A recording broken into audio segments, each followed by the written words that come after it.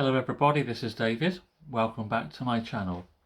In this video we're going to be having a look at the idea of migration as an instrument of God's grace. Now, in this video I will set out the argument that migration has been used by God as an instrument of grace throughout history. We will see that migration has a biblical precedent from the earliest times in history. We will look at the idea that if it were not for migration, then God's judgment would have been poured out on humanity. We'll also look at the idea that migration has been used as a tool by God for the furtherance of the gospel itself. Migration has been part of the human story since time began, and migration has been a great blessing on the earth. Now, there are different views, to be honest. For example, the Baptist Union of Great Britain has published a booklet called Moving Stories, the Bible and Migration, which is a series of Bible study reflections. In it, they tell of some of the accounts of migrations in the Bible. They also try to link the biblical accounts with modern stories of migration. Now, whilst I agree that those stories should and ought to be told, I do not necessarily agree with their conclusions. Their conclusions seem to me to be framed in a victim-oppressor juxtaposition. They appear to be blaming one group of people for the migration of the other group. Now, there is a truth that is missed, and that truth is that no group of people is perfect. Why is this?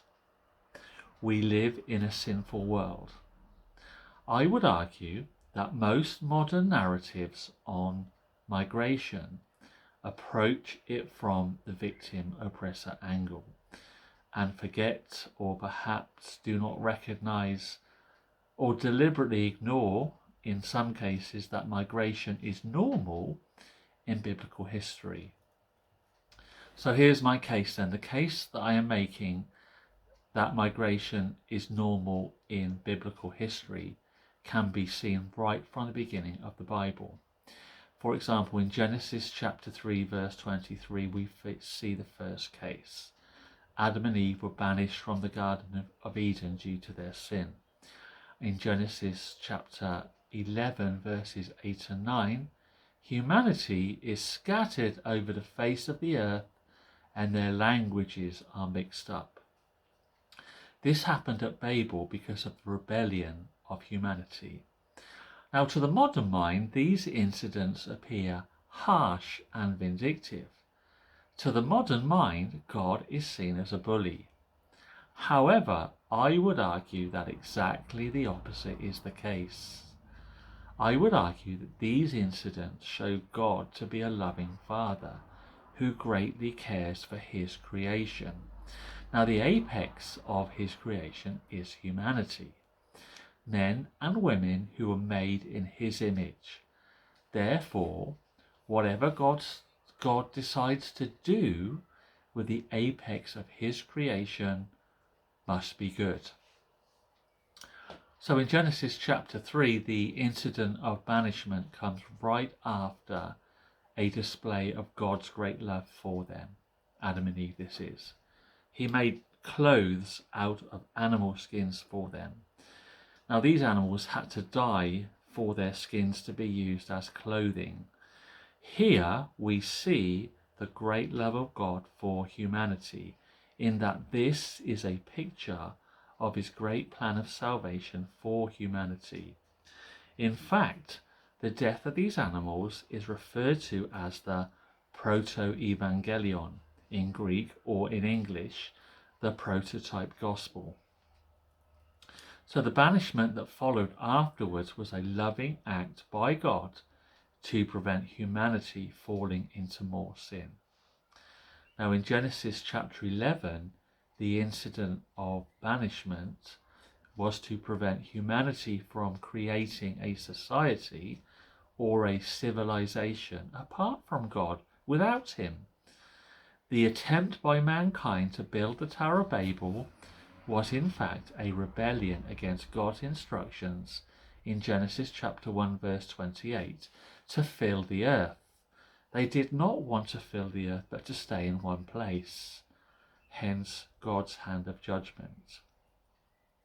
So these incidents show that migration is part of the human story from the beginning and was instigated by God as an instrument of his grace.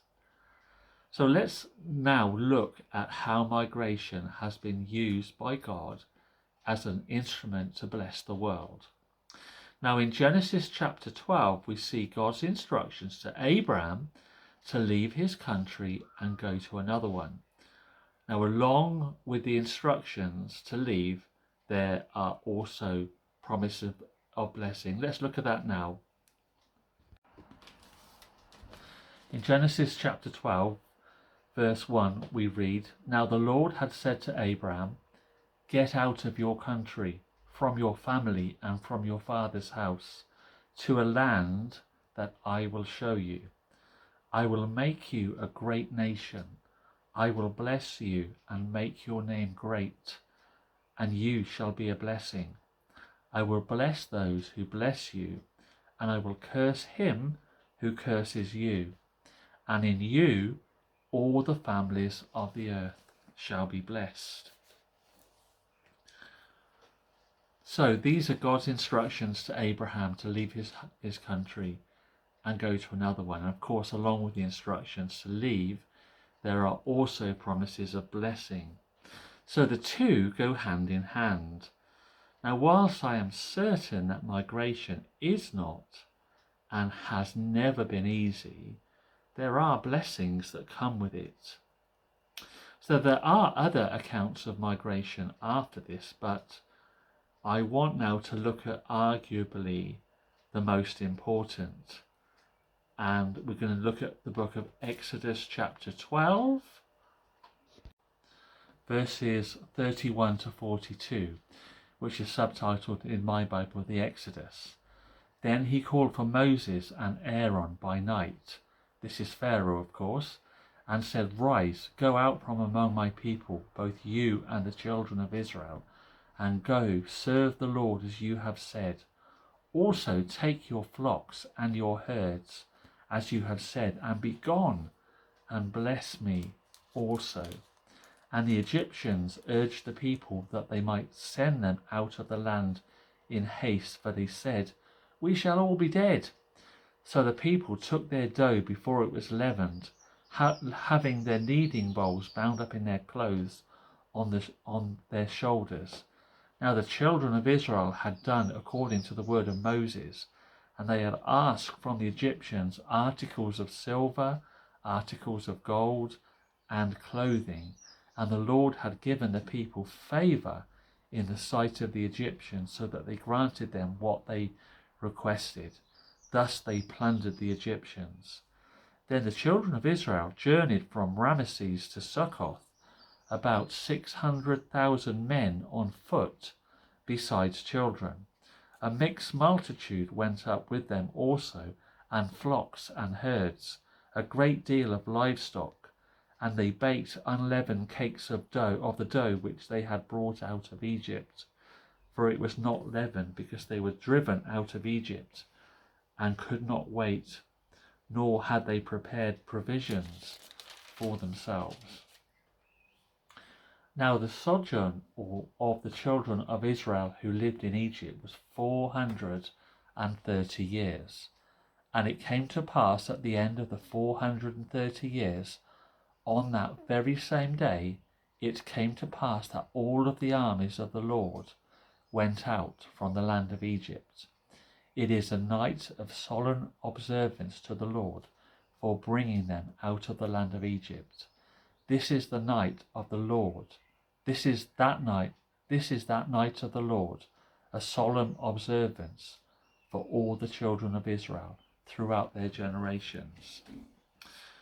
So there's the account of the exit from Egypt of the nation of Israel after 430 years of slavery. So God was setting his people free for the purpose of building a new nation through whom the Messiah would come. It was an act of blessing so that the way for the Saviour of the world to come would be free. So there are also incidents of migration in the New Testament, and we will look at just two examples here. In Matthew chapter 2 verse 14, we see that God instructed Joseph to take Jesus to Egypt for safety, and we read, well, actually, let's start verse 13.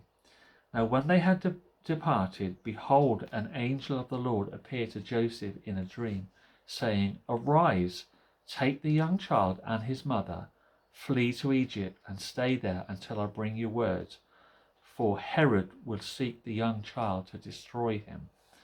When he arose, he took the young child and his mother by night and departed for Egypt. So in another one is in the book of Acts, chapter 8, verses 1 to 4, we see there is an example of migration due to persecution. Let's read that now. Now Saul was consenting to his death. That this is obviously after Stephen. At that time, a great persecution arose against the church which was at Jerusalem, and they were all scattered throughout the regions of Judea and Samaria, except the apostles. And devout men carried Stephen to his burial and made great lamentation over him. As for Saul, he made havoc of the church, entering every house and dragging off men and women, committing them to prison. Therefore, those who were scattered went everywhere preaching the word. We'll stop there. So the result of this migration is that the gospel was preached in places it had never been preached in before. Now, historically, in AD 70, when the Romans destroyed the temple in Jerusalem, the Jewish nation was scattered and sent into exile. The nation was essentially destroyed by the Romans, and the Jews were scattered throughout the world until 1947. Now, as the early church was in the main a Jewish church, this meant that the gospel was also scattered around the world. So here we see in these examples a template of God using migration for blessing. Migration can be caused by a variety of circumstances: freedom from slavery, fleeing to safety, judgment from sin or rebellion, scattering for the purposes of evangelism. Now, the human spirit always wants to settle in an easy place. The human spirit is essentially a comfort seeker. The human spirit does not want to exert itself, generally speaking. So migration has been used by God in his purposes for spreading the good news. Now, I'm going to quote now from a blog, Migration and Displacement Woven into the Fabric of the Biblical Narrative, and that's from langhamliterature.org/blog, and this is what they say, and I quote, "Migration has been a reality since the beginning of time. It was the process through which people found places to build homes and communities that could sustain them. It is a phenomenon of human history that permeates the biblical narrative. The movement of people, both forced and voluntary, weaves through biblical history, not as a background to the main narrative, but as fundamental to God's purposes." End of quote. So let me begin to close now by saying my contention is that migration is a normal part of human existence for a variety of reasons. Now, I would contend that this is the case for Christians for two essential reasons, which are both linked to mission. Now, it is a fact that migration is happening today on a large scale. I would say probably on an unprecedented scale in anyone's living memory. Now, I am aware of the waves of immigration into the United Kingdom, in particular since the 1940s. For example, the Windrush generation of the 1940s and 50s, the influx from the Indian subcontinent from the 1970s and 1980s, the African influx of the 1990s and early 2000s, and the Muslim influx since the 2010s and continuing up to the present day. Now, I would argue that this presents us with a great opportunity for mission. There are two aspects to this. Firstly, I would suggest that most of the African immigrants are Christian. There is a strong case to be made that they are bringing the gospel back to an increasingly secular and anti-Christian society. This is a very good thing, in my opinion. It's a great honour that we as a country who sacrifice so much to send out missionaries all over the world in the 17th and 19th centuries are seeing the fruit of that sacrifice. It tells me that God has not forgotten about us as a nation. The African churches are very strong on evangelism and getting into all levels of society. Now, whatever one may think of the Seven Mountains Mandate, the fact remains that African Christians are making inroads into all levels of society. Now, that can only be a good thing. Now, of course, not only the Africans, but the Asian Christians are doing wonderful work too, praise the Lord. So secondly, it is an unprecedented opportunity for evangelism for the church in this country. When one thinks of the countries that a lot of the immigrants come from that are closed to the gospel and missionaries, I see it as the hand of God. How else could one preach to a person from a Muslim nation? How can we preach to the Chinese and others from communist countries? How about Hindus and Buddhists? Now, quite why these people are coming to the United Kingdom is a mystery to me as an Englishman, but they are coming and they'll not stop coming. Whatever the causes of their migration, poverty, war, persecution, economic reasons, it's a glorious opportunity for the church to preach the gospel. And who knows, when these people leave for their own countries again, they may take the gospel back with them. Won't that be good? So, as the United Kingdom was at the forefront of missionary endeavour in times past, we could be again if we just grasp the bull by the horns. So this is my case for migration as an instrument of God's grace. You may agree with me, you may disagree with me. Let me know what you think in the comments. And I want to thank you for joining me in this video. See you on the next one. Bye bye.